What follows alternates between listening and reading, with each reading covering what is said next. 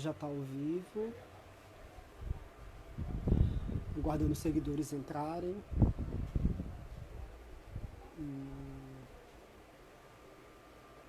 Já estou conseguindo ver o pessoal entrando.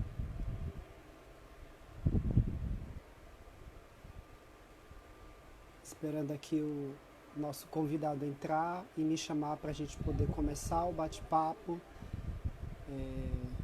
sobre esse tema tão importante, né? Que é a quarentena, esse momento que a gente está passando aqui no Ceará e no mundo, né? Estou só esperando ele entrar e me chamar para a gente poder começar a nossa conversa, tá, gente?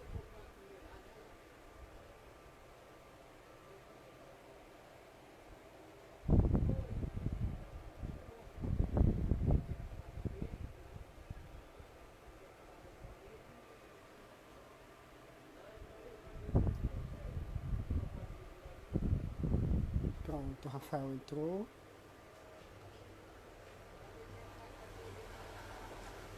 Sim, Júnior, depois você vem aqui. Pronto. Vai ser uma honra poder te receber.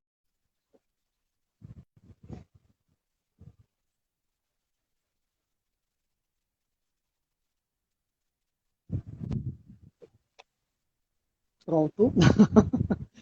Pode, boa noite. Boa noite. Tá me ouvindo bem? Estou lhe ouvindo bem. Você consegue me ouvir bem? Tá ótimo. Eu acredito que o pessoal E a também esteja imagem ficou ouvindo melhor? a gente bem. Tá? A imagem tá boa, sim. Tá bem. Colocar um pouquinho mais para trás, fica melhor. Se tiver algum Tá suporte, bom. se não, fica do jeito que tá mesmo. Porque senão você vai cansar o braço. Tá bem. Tá, melhorou agora. Então, eu gostaria, antes de mais nada, de agradecer pelo convite, para a gente poder bater um pouco desse papo, né, sobre esse momento que a gente está passando. O teu vídeo, ele está rodando aqui, eu não sei se você está me vendo, mas o teu vídeo ele está rodando aqui. Pronto, parou agora.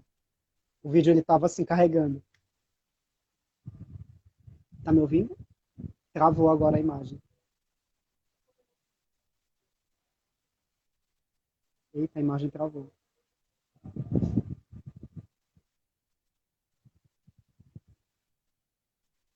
A imagem travou agora. Oi, voltou. Voltou? Você tá. Oi, eu tô te ouvindo, mas tá um pouco ruim o áudio. Tenta não ficar mexendo no telefone, coloca ele em algum local que ele fique paradinho, que eu acredito. Todo mundo, ele saiu aqui. Tá, ele vai entrar de novo. Boa noite, gente. Boa noite, Mauro. Boa noite, todo mundo que está comentando. Pode ser que eu não dê conta por hora de acompanhar todos os comentários, mas pronto, estou esperando o Rafael entrar, ele vai entrar aqui de novo.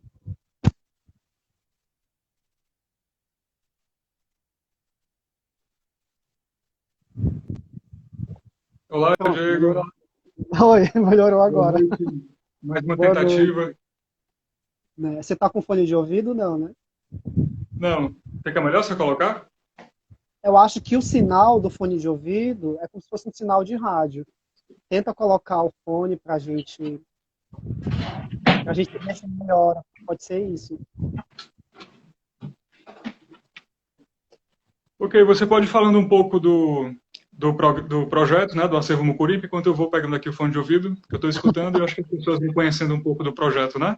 Tá bom, tá bom. Então, eu não sei se. Né, não depende do tempo de quantas pessoas estão acompanhando aqui agora. Já tem uma noção do que é o projeto do Acervo Mucuripe. Mas o acervo, ele existe há 3 anos, desde o ano de 2017, quando eu fundei ele nas redes sociais, primeiro no Facebook e depois na página no Instagram. 1 ano e meio depois, quase 2 anos depois, eu criei o Instagram para poder alcançar também esse público que não tinha rede social Facebook. E com a criação das páginas, eu fundei esse projeto de memória, né? Muitos desses arquivos estão aqui atrás de mim, né? São livros, cartas, mapas, jornais, qualquer tipo de arquivo que fale da memória comunitária do Grande Mucuri. E, a partir do acervo, tenho feito diversas outras iniciativas, né, junto com várias pessoas da cidade, porque ninguém faz nada sozinho. Então, vários coletivos, várias outras entidades, vários grupos que se somam para fazer ações de arte ou algo relacionado à nossa cultura, né? Eu tenho me somado a essas pessoas e, desde Sim. então, tenho construído, né, a página do Acervo Mucuripe, né, e esse projeto também que sai das páginas, né, que sai da rede social e vem para esse mundo real, né. Nesse pequeno espaço que você está vendo aqui, é um espaço pequeno, fica na área da minha casa, aqui na Varjota, né, e que faz parte do Grande Mucuripe, como outros bairros, né, Papicu, Dunas, né, esses bairros também criados pela prefeitura, com o nome, né, Casa do Porto, Vicente Pinzon, tudo isso é a área do Mucuripe, e para não fragmentar, como ocorreu dentro desse processo histórico, eu decidi, né, criar o acervo e passar também a falar esse termo, né, Grande Mucuripe, para englobar aquilo que foi fragmentado ao longo de quase 100 anos, né, Entendi. historicamente. Qualquer tipo de divisa, seja ela social, racial, enfim, né? A nossa história ela tem sido, tem tido, né?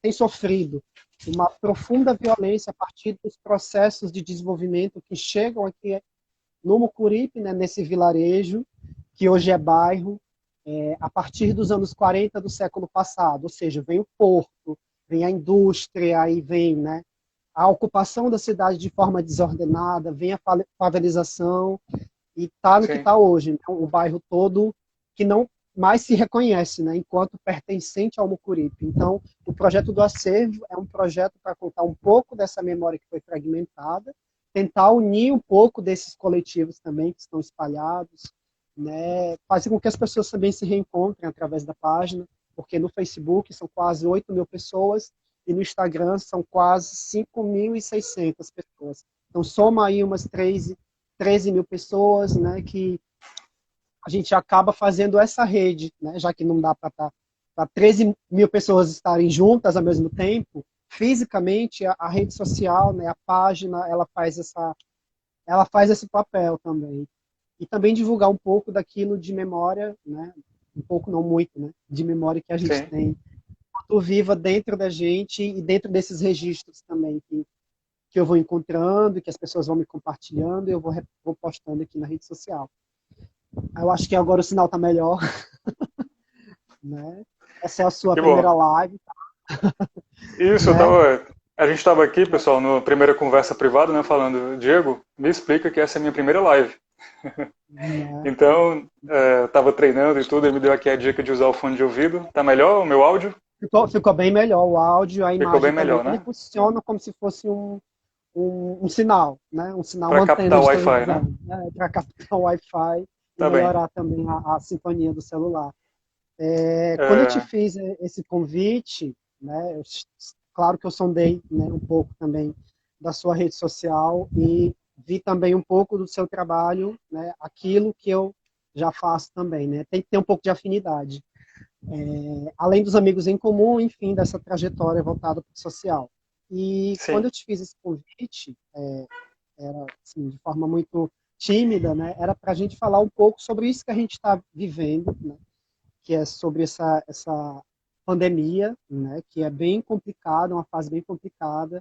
A gente não tem sequer noção de quando isso vai passar, até porque existe, como é que eu posso dizer, todo um manual, né, todo um ritual que parte dele não está sendo cumprido, porque a gente tem noção de que isso de isolamento não está valendo para todo mundo, né? Assim, tem gente que sim, precisa trabalhar, né, para poder sobreviver, porque não foi dispensado, né?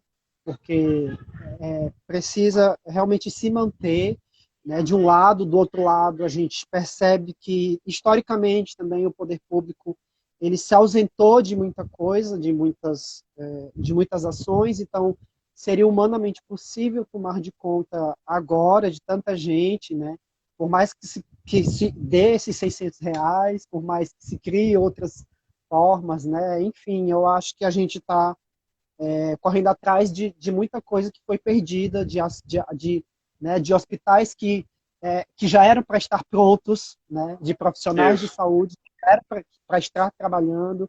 A gente, como sempre, né, pode ser, independente de ser um país subdesenvolvido, a gente sempre corre atrás de remediar, nunca consegue prevenir. Isso é de todas as formas, né, em todas as áreas.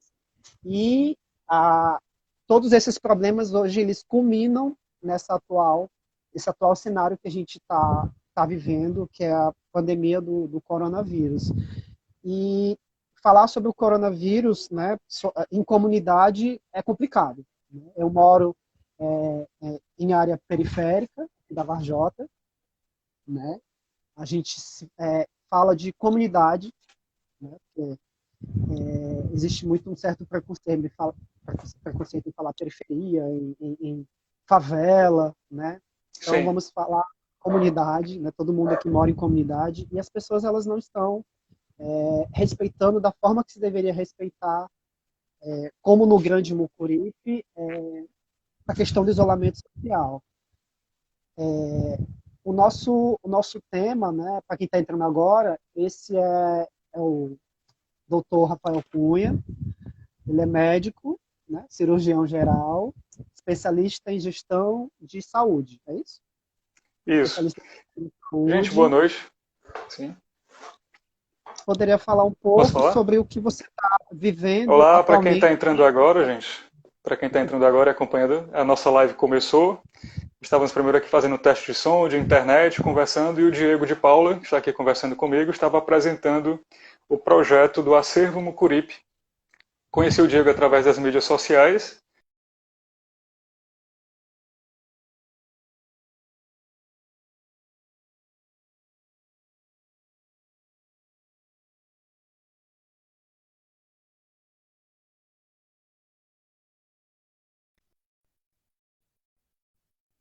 Mucuripe, que envolve em torno de 10 bairros, se não me engano, Diego, é isso? 7 bairros, mas assim, São ele se 7 expande, bairros. porque a gente não pode olhar para o mapa e ver essas divisas oficiais que foram criadas, né? O mapa é muito amplo, né? Eu diria que são 7 bairros, mas pode ser muito mais que isso, né? Toda essa região leste da cidade de Fortaleza, né? E a gente viu a oportunidade de fazer essa live para tentar fazer um diálogo com a comunidade, já que o coronavírus, apesar de ser um problema mundial, né, por isso que se chama hoje uma pandemia, é uma doença Sim, nova que se dá em diversos continentes de forma hoje descontrolada, digamos assim, e apesar de estar no mundo todo, dependendo da localidade onde ela se encontra e dependendo da situação econômica da sociedade que ela aflige, esse processo de adoecimento ele pode se dar de uma forma diferente.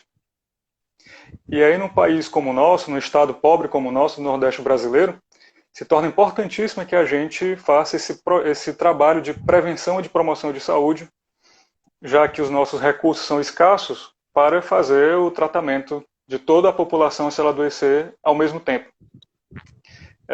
Mas eu já comecei falando, meu nome é Rafael Cunha, o Diego estava me apresentando. Eu sou médico, cirurgião geral. Hoje trabalho em centro cirúrgico, ambulatórios, né? Trabalho hoje 100% em hospitais SUS. Mas também já tive experiência com medicina de família e da comunidade. Trabalhei durante 1 ano e meio, foi meu primeiro emprego. Trabalhei já em Itapajé, que é uma cidade que fica aqui a 130 quilômetros de Fortaleza. E trabalhei durante 1 ano nos postos de saúde de Fortaleza, no Abel Pinto, que fica no bairro do Mocto Rocha, ali nas redondezas da Lagoa da Parangaba. E, como já falei, trabalho hoje como cirurgião geral e também recentemente concluí uma especialização em gestão de saúde, que apesar de hoje não trabalhar como gestor, gosto muito da gestão pública de saúde, porque sei que é possível fazer mais e fazer melhor com o recurso que nós temos, e queria dar essa contribuição daqui para frente com a saúde pública. Então, eu fico muito feliz com o seu convite, Diego. Para mim é muito especial poder dialogar com a comunidade, né? Como eu disse hoje, não trabalho mais diretamente na comunidade por não estar dentro de um posto de saúde, porque como especialista, as pessoas já são orientadas do posto de saúde a me procurar no hospital. Mas a gente, claro, continua em contato porque são todos os nossos pacientes, né? Sim, Então, para mim, é um espaço muito especial para poder dialogar diretamente com eles. sim. Rafael, eu estava. Não, vou te chamar de Rafael, tá? Eu vou Por tirar o favor, doutor. pode chamar, normal. À Eu vontade. estava vendo aqui os seus posts, né, falando sobre a diferença de isolamento e distanciamento. O que que na prática seria isso? Isso. A gente tem usado muito como sinônimo distanciamento social e isolamento social. E também ainda Sim, tem a quarentena, né? Eu estou de são quarentena, eu três. estou de isolamento, outro diz que está de distanciamento. O distanciamento social é essa estratégia que tem sido propagada pela Organização Mundial de Saúde para que as pessoas possam permanecer em casa e, se estiverem na rua, distanciadas, né? Pelo menos com 2 metros de distância, que evitem toques e que só saiam de casa se for para fazer funções, serviços essenciais, fazer compras essenciais. Esse é o distanciamento social, onde você ainda faz uma orientação, faz uma solicitação, pede à comunidade que se mantenha em casa e que fique distante de outras pessoas para não contrair doenças. O isolamento social é para aquela pessoa que está doente. Por exemplo, uma pessoa que apresentou sintomas de Covid, ela agora está adoecida, fez o exame, deu positivo, essa pessoa vai ficar em isolamento social. Ela tem que ficar reclusa, aguardar um período em torno de aproximadamente 14 dias, e ela está em isolamento. Ela já está reconhecidamente doente e fica isolada para que não passe para outras pessoas. E Esse quem está de período quarentena, de 14 dias, a doença, ela tem, no caso, ela se mostra ainda mais no ser humano, é isso? o período de incubação, ele vai de 1 a 14 dias, certo? Eu tive hoje contato com uma pessoa que está com coronavírus, novo coronavírus, né? Eu posso levar de um dia, ou seja, amanhã eu posso apresentar sintomas, aí até 14 dias. Depois desse adoecimento, o período em que a doença fica no meu corpo, digamos assim, né? Estou tentando falar de uma forma clara para que a população possa entender, Sim. seriam mais 14 dias, isso se você tiver uma evolução benigna, né? Onde você apresenta os sintomas, fica em casa ou precisa ser hospitalizado, faz todas as medidas para se tratar e depois você fica bom. Esse período também levaria uns 14 dias. Por isso que a recomendação Sim. é que para pessoas que estão com sintomas, permaneçam 14 dias em casa. E para pessoas que tiveram contato com pessoas adoecidas, né, casos suspeitos ou casos confirmados, também permaneçam 14 dias em casa. Essas pessoas que tiveram contato com pessoas adoecidas, ao ficarem reclusas, elas estão numa quarentena. Ou seja, vou só fazer aqui um resumo. Distanciamento social é essa estratégia geral que nós estamos propagando como uma estratégia para enfrentamento ao coronavírus. Todos ficam em casa e só saem para desempenhar serviços essenciais. Isolamento social é aquela pessoa que está reconhecidamente doente e fica reclusa. Ela vai ficar em isolamento para não passar para outros.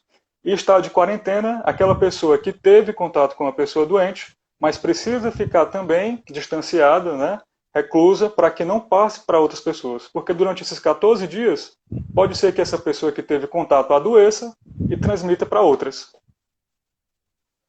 Entendi. Tem gente aqui comentando, o Edson, Sim. ele é um seguidor do acervo nas duas páginas, Ótimo. já me acompanha, já sempre comenta bastante das coisas que eu posto, né, que me repassam, e ele está colocando assim, né, deixa eu só tentar ver aqui, doutor Rafael, da forma com que o governo, principalmente o do Ceará, não estão tratando essa pandemia de forma muito alarmista e opressora, obrigando a todos a ficarem com medo de sair de casa. Ele está fazendo uma pergunta ou ele está dizendo? Eu estou tentando entender aqui.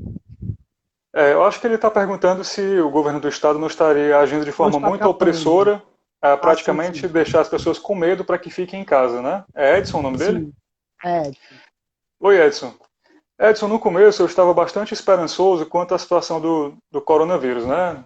Começou na China, depois foi para a Europa, e aí o primeiro caso no Brasil, dia 26 de fevereiro. E primeiro veio aquela sensação de medo, mas depois os governos estaduais passaram a atuar as medidas que a gente viu que a China tinha adotado e que os outros países europeus tinham adotado, inclusive já de forma tardia. Por exemplo, a Itália, né, que foi o primeiro país que chamou bastante a nossa atenção quanto ao número de mortes diários, quanto aos pacientes, as equipes de saúde tendo que decidir quem ia ficar com respirador, quem não ia, né? A Itália Sim. só veio tomar medidas mais drásticas, como o lockdown, que é quando você fecha o país, reduz sobremaneira o deslocamento de pessoas dentro do país, faz com que as pessoas fiquem de fato dentro de casa. A Itália só veio tomar medidas mais rígidas após a morte de número 800. Ou seja, quando já estava fora de controle, né? Aqui no Ceará e no Brasil, quando nós vimos o que foi acontecendo, na Itália, no Reino Unido, na própria Alemanha, que começou bem, mas agora também começa a ter um aumento do número de mortes, e outros países de lá, que são países ricos, desenvolvidos, com leitos, com UTI, a gente vê esse número de mortes. Então o Brasil se adiantou já reconhecendo, né, já vendo as evidências dos países que estavam tomando essas medidas, e reconhecendo que nós não temos, apesar de termos um sistema de saúde já que tem mais de 30 anos, que todos podem ter acesso, porque é um sistema universal e público, mas que é um sistema que já é carente de leitos, mesmo sem o coronavírus, Sim, imagine agora para sim. enfrentar essa pandemia. Então o Complicado. governo tomou essas medidas e, de certa forma, para nós, profissionais de saúde, foi um alento. Tipo assim, opa, os governos estaduais estão tomando as medidas que a Organização Mundial de Saúde está incentivando e pode ser que a gente consiga controlar de uma forma melhor. Sendo que o que agora a gente está vendo é a população de novo voltando às ruas. O Sim. governador Camilo Santana baixou um decreto por volta do dia 18, dia 19, antes do feriado de São José, né? E nesses Sim. dias que sucederam imediatamente o decreto, a gente viu que as pessoas ficaram dentro de casa. Pelo menos essa foi a impressão. Depois que o presidente fez aquele pronunciamento infeliz, dizendo que as pessoas voltassem a trabalhar, que tinha que encarar a pandemia como um homem, renegando todas as evidências científicas, né, dos países que estavam lidando já Sim. com a pandemia há mais Sim. tempo, De forma a gente nota que descontrolada. as pessoas voltaram às ruas, né, voltaram a trabalhar, principalmente aquelas, logicamente, mais carentes, Sim. que dependem do seu trabalho informal para ter o que comer no dia a dia. Mas só tentando responder o Edson de forma mais exata, né, Edson? Não. O governo do estado ele não está exagerando. Na verdade, talvez o governo do estado agora ele esteja já afrouxando algumas medidas. O governador, Sim. no último final de semana, pensou em reabrir boa parte da indústria, pensou em reabrir feiras livres e tudo mais, o que a gente achou naquele momento um erro, e ainda bem que ele teve a humildade de voltar atrás. Né? Sim. E por que não seria hoje, por parte do governo do estado, por parte do governo federal, em si do Ministério da Saúde, na verdade, né? Não seria, na verdade, uma repressão. Uma epidemia ela tem basicamente três fases. Ela tem a fase de contenção, a fase de mitigação e a fase de supressão. A fase de contenção a fase de contenção é, por exemplo, o que aconteceu na Coreia do Sul. A Coreia do Sul identificou os primeiros casos e, com isso, eles decidiram fazer uma testagem em massa da população. Então, eles identificavam uma pessoa doente, testavam a pessoa, todas as pessoas que tinham tido contato com ela, e se não conseguissem localizar a pessoa que teve contato com a doente, saía buscando a pessoa através das compras do cartão de crédito, até mesmo rastreando a localização do celular para que a pessoa fosse testada e assim fosse isolada se fosse positivo para a Covid-19. Dessa forma, a Coreia do Sul hoje é tido como um dos modelos de sucesso, porque conseguiu na fase de contenção ter um grande controle da epidemia. Aqui no Brasil, nós tivemos os primeiros casos e depois passamos a ter uma transmissão comunitária, quando as pessoas adoecem, e eu não sei mais dizer de onde foi que veio essa doença. No começo a gente perguntava, né, tá com sintomas, você teve contato com caso suspeito, teve contato com caso confirmado, veio do exterior? Hoje a gente não faz mais essa pergunta, porque a gente já sabe que a transmissão está comunitária. Você pode Sim. pegar porque foi comprar pão na padaria, teve contato com uma pessoa doente e pegou o coronavírus. Inclusive, Então a gente até se está numa falava fase... que essa doença era a doença dos ricos, né? Ela é uma Isso. doença comum a todo mundo, né?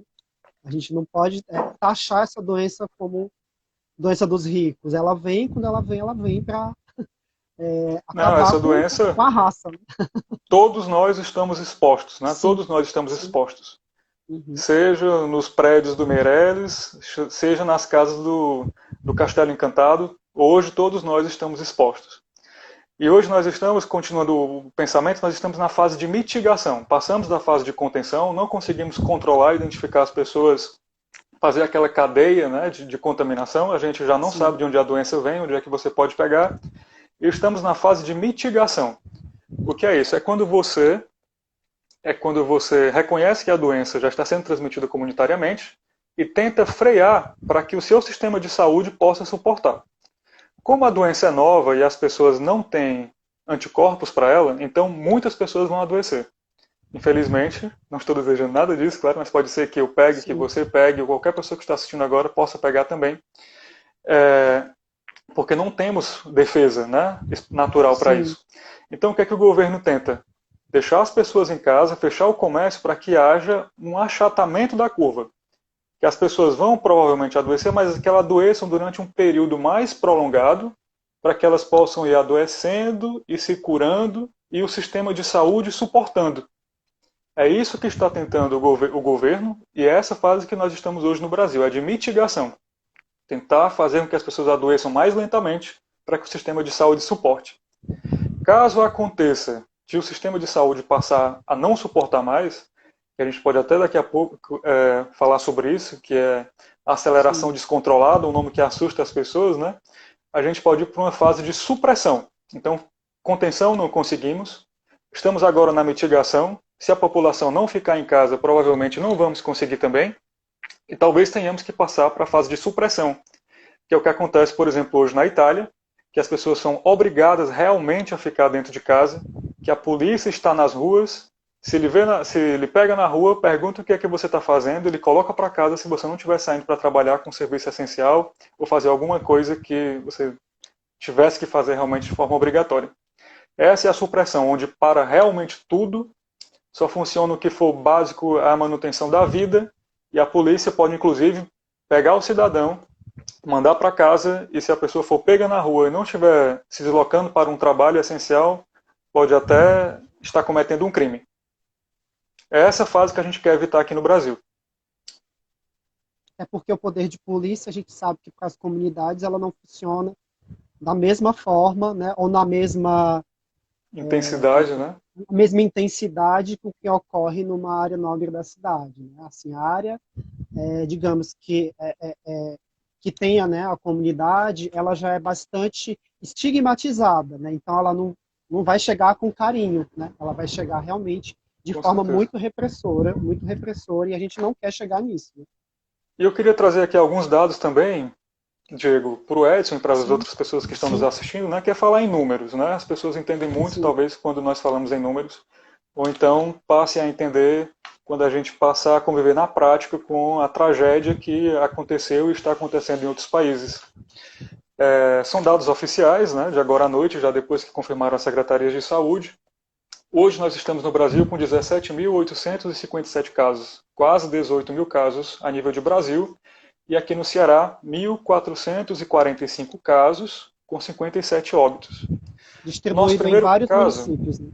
distribuído já em vários municípios, né? Não só mais Fortaleza, Sobral, Sim, Juazeiro, Aquiraz, aqui do lado que estava com vários casos, né? sim, Todas as regiões do Ceará hoje nós já temos casos, inclusive em vários bairros de Fortaleza. Mas eu queria fazer, estava aqui fazendo minhas anotações, até para sim. comentar também nas mídias. Por exemplo, hoje, 1.445 casos, certo? Ontem, isso no Ceará. Ontem nós tivemos 1.394 casos, ou seja, nós aumentamos em 24 horas 150 casos. Nas últimas 24 horas, aqui no Ceará, nós aumentamos 150 casos aproximadamente. Esses casos Nosso são primeiro casos caso, confirmados. casos confirmados através de exames laboratoriais. Uhum. Nosso primeiro caso no Ceará foi dia 2 de março. Para a gente chegar até 150 casos no total, para chegar ao Ceará até 150 casos no total, nós levamos 20 dias. E hoje nós levamos apenas 24 horas para aumentar a 150 casos. Ou seja, a doença está se transmitindo, se contagiando de forma muito rápida.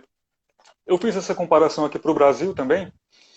Foram hoje 17.857 casos. É, E aqui, o nosso primeiro caso foi no dia 26 de fevereiro. Hoje nós já estamos com 941 óbitos.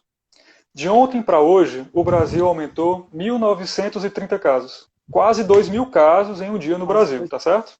Sim. Para nós chegarmos em 1.930 casos, para o Brasil chegar nesse total de 1.930, nós levamos 27 dias.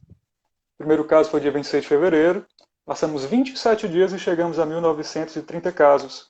De ontem para hoje, o Brasil aumentou em 24 horas 1.930 casos, ou seja, em 24 horas o que nós levamos 27 dias. E assim amanhã serão mais casos e depois mais casos. Infelizmente nós sabemos que tem um percentual das pessoas que vão adoecer de forma mais grave, que vão precisar ir para um leito de UTI, que vão ser entubadas, e um percentual vai morrer. 4 a 5% está a letalidade no Brasil. Se a gente levar em consideração esses números hoje, a cada 100 que adoecem, 4 vão morrer. Então, Edson, não é alarmismo. Na verdade, é muito preocupante. É muito preocupante a situação. Estamos É aumentando algo em 24 real. horas, o que levamos quase um mês para chegar Sim. a esse número. Eu acho Sim, que agora ficou bastante claro, né, em números. sim, bastante claro. E outra coisa, Rafael, essa doença ela desencadeia outras doenças, como a pneumonia, é isso? Pelo que eu estou conseguindo entender do que é o corona, né? Ela desenvolve uma pneumonia rapidamente. Isso vai variar, É, claro, de pessoa para pessoa também. isso. É, a doença, ela envolve o sistema respiratório, né, de forma Sim, básica. Então, sim, o que é uma síndrome gripal para o Ministério da Saúde? Uma síndrome gripal é quando eu tenho febre, que pode ser uma febre que eu sei que deu 38 graus de febre, deu 39 graus de febre, ou então que a pessoa relata que teve febre. Acompanhado dessa febre, a pessoa tem dor de garganta, tosse ou mesmo coriza. Alguns estudos falavam que coriza, que é o nariz escorrendo, não era sim. tão comum em algumas populações, mas aqui no Brasil a coriza também tem sido bastante relatada. Então é febre, tosse, dor de garganta ou coriza. Assim seria uma síndrome gripal. Se a pessoa evoluir com uma gravidade, a pessoa passa a ter falta de ar, passa a ter uma pressão baixa. Ela tinha uma outra doença que piorou. Ela tinha, por exemplo, uma insuficiência renal que piorou. Ela tinha qualquer outra doença que piorou. Ela chega já no hospital cianótico, que é isso, ela já está com muita falta de oxigênio, os lábios arroxeados. Essa pessoa está evoluindo com gravidade. Então ela precisa ser internada e às vezes precisa até de um leito de UTI. Então os casos leves, eles vão dar apenas sintomas respiratórios como nós conhecemos de gripe, que é o nariz escorrendo, a dor de garganta, a tosse, uma moleza, uma dor na musculatura, uma dor nas articulações, mas outros vão evoluir com falta de ar, queda da pressão e piora das doenças que já tinham. Então alguns vão poder, com esse quadro respiratório leve, evoluir para uma pneumonia, que é quando a doença passa a ter sintomas apenas do trato respiratório alto, né, dor de garganta, nariz escorrendo, e passa a ter uma infecção sustentada no pulmão, causando uma pneumonia, que pode ser uma pneumonia leve ou uma pneumonia grave. Uma outra pergunta com relação às máscaras, né? Aqui nas comunidades do Grande Mucuripe as pessoas passaram, né? Muitas pessoas trabalham com roupas, né? Corte, Sim. costura, e aí estão se adaptando nesse empreendedorismo também na venda de máscaras de tecido, né? Elas não, claro que não tem uma eficiência como as máscaras de essas que vendem nas farmácias que estão sendo usadas no hospital, né? Eu não sei agora o nome dessa máscara que é descartável, esqueci o nome dela agora. A máscara que as Porque pessoas tem, estão fazendo? não, a máscara que as pessoas usam no hospital. Tem algum Máscara código? hospitalar, né? A Máscara máscara, são hospitalar. basicamente duas máscaras hospitalares usadas hoje nos profissionais de saúde, que é a máscara Sim. cirúrgica, que é aquela que as pessoas conhecem, a mais comum, ou então a máscara N95, que seja, A mas você pode chamar de N95 máscaras é, a- hospitalares. é aquela de cor N95 é azul, aquela também específica, mais. conhecida como bico de pato, e Sim, ela tem esse nome por filtrar até ou mais que 95% das partículas. Então sim, sim. traz uma grande filtração e proteção para o profissional de saúde. A máscara Hum, N95 ela não deve ser utilizada por populares, não deve ser utilizada na comunidade. Inclusive hoje é uma grande problemática, né? Porque as pessoas passaram a adquirir máscaras hospitalares, máscaras cirúrgicas ou máscaras N95, e está faltando nos hospitais para que os profissionais possam se proteger e assim garantir a manutenção do atendimento à população. Tem uma complicação. A China, a China produz hoje 90% dos equipamentos de proteção individual do mundo. Porque, por exemplo, tem a 3M, que é a marca mais famosa de máscaras, que é uma empresa americana, mas que produz hoje suas máscaras na China e manda para os Estados Unidos, né? Então, assim, Sim. 90% da produção dessas máscaras hoje é feita na China. E isso causa, logicamente, um desabastecimento, já que ninguém estava preparado para essa pandemia. Pegou todo mundo de surpresa, e aí essas parcerias que existem entre o Brasil e outros países do mundo, por um momento não tem como entrar e sair nada, né? Pela via portuária, no caso, né? E outras vias também, né? Por conta disso que a gente está vivendo. E aqui no Brasil a gente também tem essa dificuldade de ter um produtor, uma matéria-prima que sirva, né, para poder a gente ter no estoque mais máscaras para os hospitais e poder continuar o trabalho que a gente Diego, está tendo. acontece isso, mas não deveria, porque nós temos o maior sistema público de saúde do mundo. Né? Outros países têm sistemas universais de saúde, por Sim, exemplo, a Itália tem um sistema universal de saúde, a Inglaterra tem um sistema universal de saúde, o NHS. Inclusive o SUS ele se inspirou no NHS quando foi fundado, mas ninguém atende 212 milhões de habitantes como atende o Brasil de forma universal. Né? Todos têm direito. Então nós somos o maior sistema público de saúde do mundo. E esse sistema de saúde, né, somos um país continental, referência para toda a América Latina, não deveríamos estar sofrendo esse desabastecimento, porque é uma questão de autonomia nacional, autonomia regional, que o Brasil produzisse não só esses insumos de proteção, mas como também ventiladores, medicamentos, macas, leitos, medicamentos que a farmacologia fina, o Brasil importa tudo. Então, e isso a gente vai ter que aprender com essa crise para que não se repita mais. Mas sim. voltando ao assunto das máscaras, né, Diego, que você tinha comentado antes que a gente saia, porque inclusive eu fiz um vídeo nas mídias falando sobre as máscaras artesanais, Sim. depois que a Organização Mundial de Saúde e o Ministério da Saúde passaram a recomendar, houve até uma mudança, né?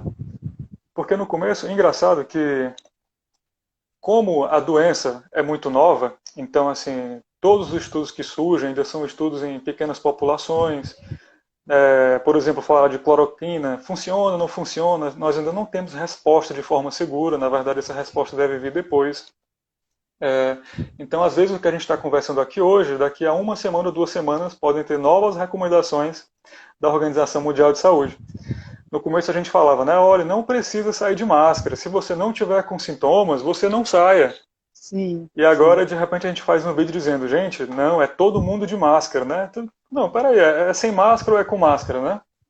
São informações Realmente, que chocam, né? E principalmente vindo de pessoas públicas como o presidente, eu não vou chamar de nosso, né? Que fica divulgando essas informações que chocam, né? Com as informações que a gente já está diariamente recebendo nos jornais locais, nos jornais também que são transmitidos no Brasil. E aí fica complicado, né? A gente fica numa confusão. Pode, não pode, pode, não pode, que é o que você tá dizendo, isso. né? Dá uma Aí assim, confusão não na se gente. recomenda, continuamos sem recomendar à população que utilize máscaras hospitalares, né? A Organização Mundial de Saúde diz que devem usar as máscaras hospitalares, no caso as cirúrgicas, as pessoas que estiverem doentes, com sintomas, porque ela filtra melhor as partículas, filtra melhor as gotículas, e com isso a pessoa transmitiria menos doença para outras pessoas.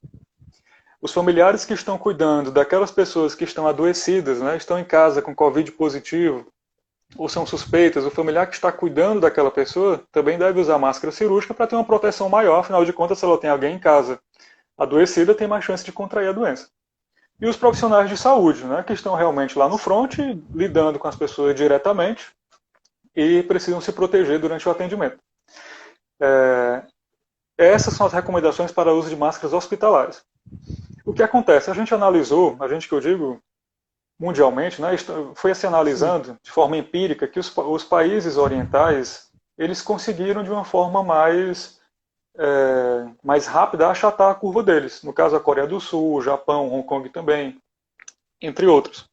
E esses países eles têm já eles culturalmente usam máscaras quando estão com doenças respiratórias, já por uma questão cultural de evitar passar Sim. doenças para outras pessoas, ou então porque algumas dessas epidemias já surgiram em outros momentos nos países orientais.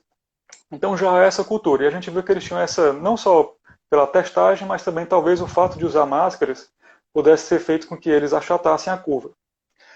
E aí, outros estudos, que até cito no vídeo que eu fiz, um estudo da Universidade de Cambridge, de 2013, fez uma análise para influenza, o vírus da gripe, e viu que máscaras de algodão, que pode ser de camiseta de algodão, qualquer pedaço de pano algodão 100%, viu que o algodão trazia uma filtragem de até 50% de partículas e poderia trazer uma proteção às pessoas da comunidade que usavam máscaras mesmo dessas artesanais. E o sistema de saúde holandês também fez um estudo e viu que máscaras artesanais, apesar de terem uma filtração menor do que a máscara cirúrgica, eles falavam que uma máscara artesanal filtra talvez um terço da máscara cirúrgica, mas traz sim uma proteção à população.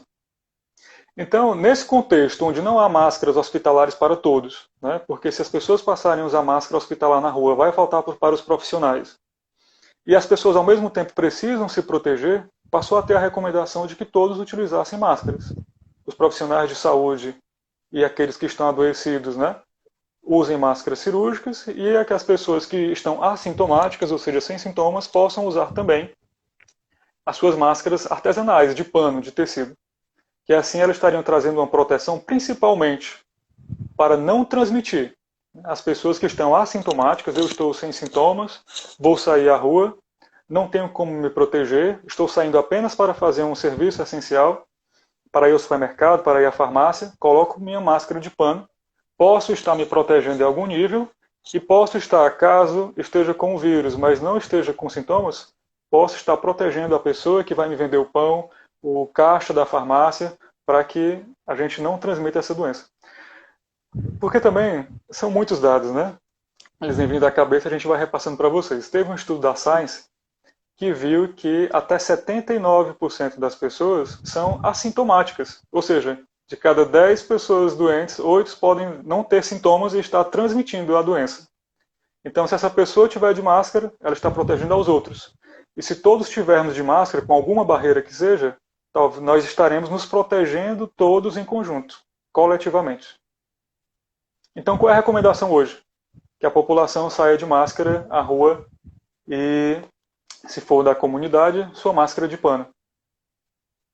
E se estiver com sintomas, você vai ficar em casa. É que a gente dizia, máscara para quem está com sintomas, então eu estou tossindo, estou com o nariz escorrendo e com febre, vou botar minha máscara e vou ao supermercado. Você não vai, você vai ficar em casa. A gente percebe que alguns locais aqui de Fortaleza estão fazendo esses exames, mas não são todos, né? No caso, a minha mãe, que mora aqui no Curipe, no Conjunto Santa Terezinha, ela teve que deslocar até a Barra do Ceará para poder fazer o exame, né, na unidade de pronto atendimento, que fica na Avenida Leste-Oeste, e já teve resultado, já claro que ela não está, mas nem sempre a gente vai ter perto, né? Assim, a gente tem várias unidades básicas de saúde, mas nem todas elas estão preparadas para fazer esse teste, né? Para testar se tem ou se não tem. E outra coisa que eu queria perguntar, está aqui numa pergunta mais da Jana. Ela gostaria que o Rafael falasse da utilização do hipoclorito de sódio e do álcool para esterilização. Sim, a Jana está se referindo provavelmente aos cuidados que a gente deve ter para a limpeza de superfícies e mesmo das mãos, né, com álcool. Sim. O álcool a 70%, que pode ser da forma líquida ou principalmente álcool em gel, que serve para que a gente faça a limpeza das mãos e das superfícies. E o hipoclorito talvez a Jana esteja citando, porque é uma forma barata de também conseguir matar o vírus em superfícies, no piso, na maçaneta da porta, que a gente tem que falar das formas de contração, né? De como se contrai a doença. Essa doença você contrai através do contato pessoal. Eu estou aqui conversando com você, não agora na nossa live, mas presencialmente. Então, através de gotículas, você fala, está com é positivo para o vírus, você fala, você lança gotículas mesmo sem perceber. Não precisa ser aquela gotícula que você limpa do rosto, só o fato de falar você já está lançando gotículas. Sim. Então, se tiver o vírus, aquilo cai no meu olho, no meu nariz, na minha boca, e assim eu contraio também a doença. E outra forma, se não for no contato direto, vamos supor que você tem o vírus, então você espirrou, colocou a mão no rosto para É conter esse comum a gente espirro, espirrar e fazer assim, né? É muito depois comum e a gente subiu, quase nem lembra de limpar a mão depois, vai e aperta a mão do companheiro. exatamente, subiu no ônibus, passou na catraca, pegou na catraca, depois se segurou no ônibus, pegou depois na porta e foi embora. Uma pessoa que em seguida pega também naquela mesma, pega na roleta, pega no local que você segurou no ônibus, você acaba tendo contato com o vírus, depois, sem perceber, leva a mão suja para o olho, nariz e boca e contrai também a doença. Então é muito importante que a gente use a máscara para proteger de lançar gotículas e que as pessoas possam, por exemplo, na sua casa, utilizar de algumas substâncias para fazer a limpeza dessas superfícies, por exemplo, da maçaneta da porta, que muitas pessoas pegam. O hipoclorito ele tem uma alta eficácia em desnaturar esse vírus. E quanto é que seria o que é o hipoclorito, Rafael? Na verdade, que boa água sanitária, do jeito que as pessoas conhecem. Eu acho que você conhece por que boa, né? Somos Sim, cearenses, né? Acho que é que boa. que boa, que boa. No caso, a que boa. Para superfícies, você coloca uma colher de sopa em 500 ml. Uma colher de sopa, 500 ml. Se for 1 litro, 2 colheres de sopa. E assim você pode passar o pano na casa, ou pegar um paninho limpo, passar na maçaneta da porta, passar em cima da mesa. E a gente espera que depois de 10 minutos, tanto vírus como bactérias não existam mais naquele ambiente. E o álcool 70% todo mundo já conhece. Se for para lavagem de frutas e verduras, chegou do supermercado. Chegou com biscoitos, macarrão, pacote de arroz, pacote de sal, enfim. Vai ter que limpar tudo que você trouxe do supermercado. Se você tiver álcool a 70%, pode passar álcool a 70%. Se não tiver álcool, pode lavar também com água e sabão? Logicamente. As embalagens que forem fechadas, você pode levar para a pia e lavar com água e sabão. No E caso, eu também posso pode só fazer, borrifar também? se forem frutas e verduras, aí que vem de novo a importância da quiboa. Você pega uma bacia, para cada 2 litros de água, você coloca uma colher de sopa de quiboa. 2 litros de água, uma colher de sopa de quiboa. Se forem 4, 6 litros, você vai multiplicando, obviamente. E aí você deixa aquelas frutas e verduras de molho naquela água com quiboa durante 10 a 20 minutos e depois enxágua. Pronto, suas frutas estão protegidas contra o novo coronavírus. Aí você guarda as suas frutas e pode comer depois tranquilamente. Respondido, Ó, Jana? eu acredito que respondeu a ela. O seguidor aqui, treinador Treinador, WM. Ele sim, pergunta meu amigo se, Helder Maia. Rafael, o indivíduo pode contrair o vírus mais de uma vez? Tem relatos que sim, tá? O problema é que o vírus ele pode sofrer mutações. É muito Sim, comum que vírus sofram mutações. Por exemplo, nós somos vacinados, digo assim, a população que tem indicação de ser vacinado para H1N1 é vacinado todo ano. Todo ano você escuta falar da campanha de vacina da gripe, porque os vírus naturalmente sofrem mutações e depois é feito uma vacina com os vírus mais recentes que estão que se apresentam na população. Então, o SARS-CoV-2, ele pode sofrer algumas mutações. E tem relatos de pessoas que podem ter contraído a doença pela segunda vez. Ainda carece de mais estudos para saber se a pessoa pegou de novo do mesmo vírus, ou se pode ser já um vírus que sofreu uma mutação e a pessoa adoeceu já desse segundo formato de vírus. Mas tem relatos sim, respondendo a pergunta. o Daniel V. Andrade. Eu não sei se ele está perguntando ou se ele tá dizendo, porque ele não colocou um ponto de interrogação, caso seja uma pergunta, mas ele colocou aqui, ó. Pode haver infecções supervenientes e decorrentes do Covid-19. Aí eu não entendi se é uma pergunta, mas eu acredito que deve ser algo complementando a sua fala Eu aqui. acredito que tenha sido mais uma ajudando na resposta que uma pergunta. Se for uma pergunta, Daniel, por favor, repetir. Eu acho que ele fez mais complementar, né? Dizendo que pode haver infecções supervenientes e decorrentes do Covid-19. O Rocha Júnior 87, ele está perguntando qual a eficácia de antirretrovirais no combate ao Covid-19. Já tem alguma resposta sobre isso? A eficácia do antirretroviral? Boa noite, Júnior. O Júnior deve estar perguntando sobre uma pesquisa da Fiocruz. Hum, Porque, assim, a cloroquina, né, que tem sido falada, que serviria sim, para o tratamento do novo coronavírus, ela não é essencialmente um remédio para tratar vírus. É um remédio que é utilizado para pessoas que têm, por exemplo, lúpus e artrite reumatoide. Por acaso, algumas pesquisas mostraram que pode, né, foi uma pesquisa in vitro, ou seja, apenas em laboratório, inicialmente, mostraram que a cloroquina conseguia matar os vírus. Tem também a Austrália, viu que a ivermectina, que é um remédio que a gente usa no posto de saúde para piolho e para sarna. Chega a criança com piolho, chega um adulto com sarna, se coçando, a gente usa a ivermectina, 2 comprimidos de 6 miligramas, e aí acaba com a sarna ou piolho. A Austrália, a Austrália tem estudos também em laboratório, mostrando que a ivermectina, que é um remédio barato distribuído pelo SUS, poderia também ser tratamento do novo coronavírus, mas também precisa de mais estudos em humanos. E a Fiocruz, que produz medicamentos no Brasil para tratamento da AIDS, né, produz antirretrovirais, está iniciando uma pesquisa, ou já iniciou na verdade, com o Atazanavir e o Ritonavir, que também são distribuídos para pessoas dentro do programa de HIV/AIDS.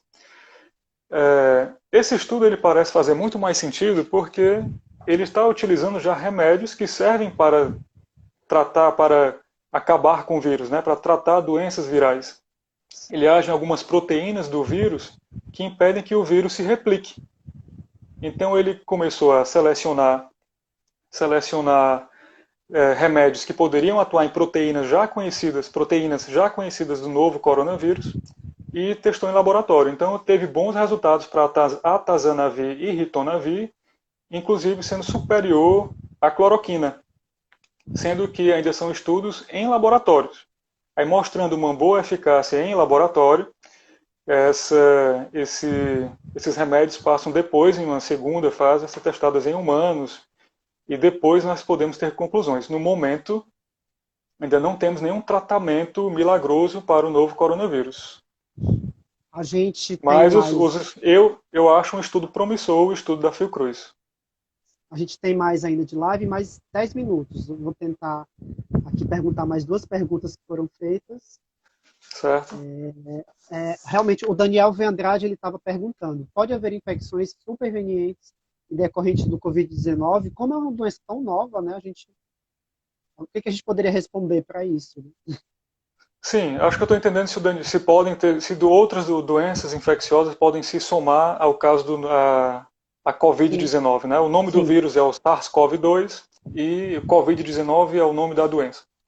sim. Sim, como a Covid-19 age também na imunidade do paciente, outras doenças podem aparecer, outras infecções podem se suplantar, se somar, assim como o paciente principalmente tem uma reação exagerada, exacerbada à infecção pelo novo coronavírus e pode ir a choque séptico, etc., ou ter já uma piora de outras doenças. Por exemplo, é, todo mundo, infelizmente, todo mundo que contrai a doença, infelizmente, pode evoluir a óbito. Mas nós sabemos que tem alguns pacientes que são grupo de risco.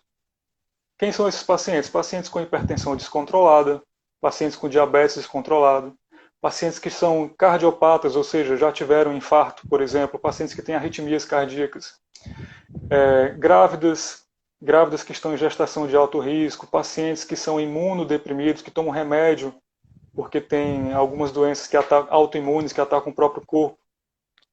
Essas pessoas que têm insuficiência renal, por exemplo, são pessoas que já lidam com algum tipo de doença, né, que traz já um risco à vida. E aí ela adoece do novo coronavírus e essas doenças se somam e acaba resultando, infelizmente, às vezes em óbito, né? Por isso que temos mais cuidados com esses grupos de risco. E para tentar aqui responder, porque são muitas perguntas, né? A última, eu vou dizer a última, eu acho que é a última pergunta aqui da. Estou tentando voltar um pouquinho mais para cima, só um instante. Tá bem? A Maria Naires. Há Maria relatos de Naires, sequelas. grande amiga Maria. Um beijo, Maria.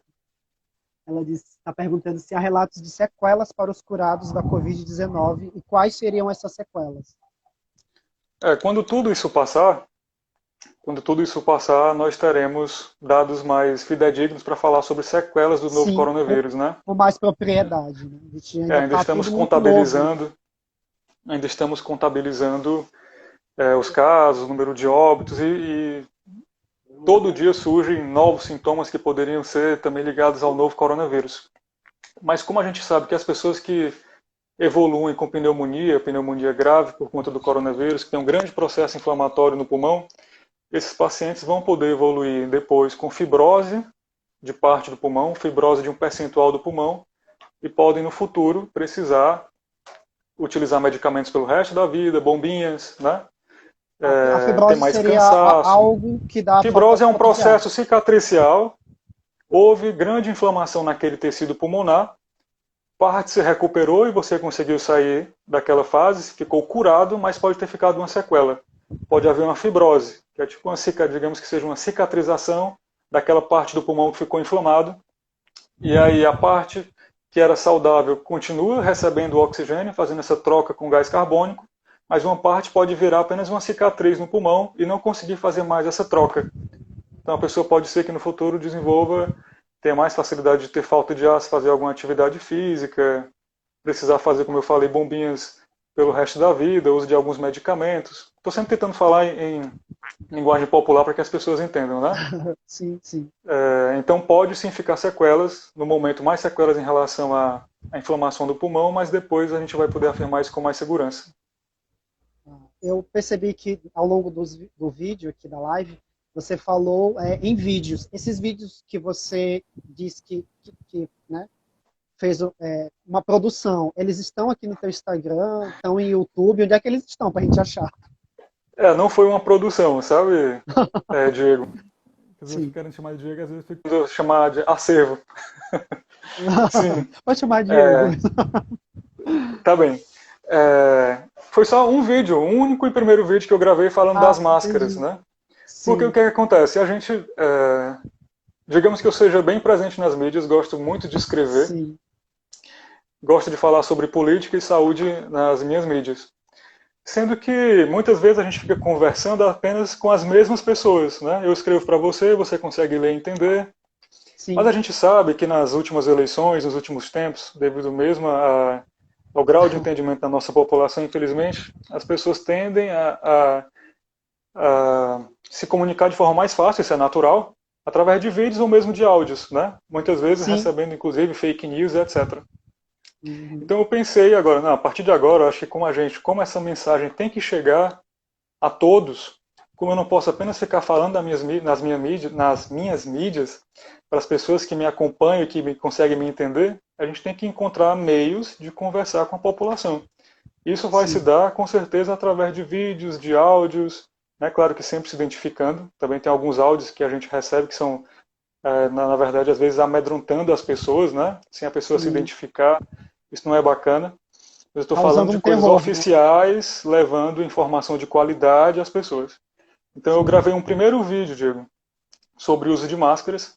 Gostaria de ter mais tempo. Como profissional de saúde, né? Continuo trabalhando normalmente. Então é trabalhando, chega do plantão, tem que fazer suas coisas pessoais, tem que se informar sobre as novidades que saíram, sobre como estão os dados, como estão Sim. os estudos e depois trabalhar novamente. Mas nesse espaço eu vou tentar gravar alguns vídeos para conseguir me comunicar e passar ideias para pessoas que precisam que a informação chegue de uma forma mais simples e objetiva. Então, por enquanto, Super tem só um vídeo, mas compreensível. eu quero me programar para conseguir fazer mais sobre sintomas, por exemplo, sobre quem deve Sim, procurar sim, emergência sim, e como forem surgindo as novidades. sim. É uma atitude assim é, enriquecedora poder participar dessa live, poder compartilhar um pouco das dúvidas também, enfim, de respostas que as pessoas elas interagiram aqui, né, através da rede social. Mas assim, eu gostaria de agradecer. A gente só tem 30 segundos, né?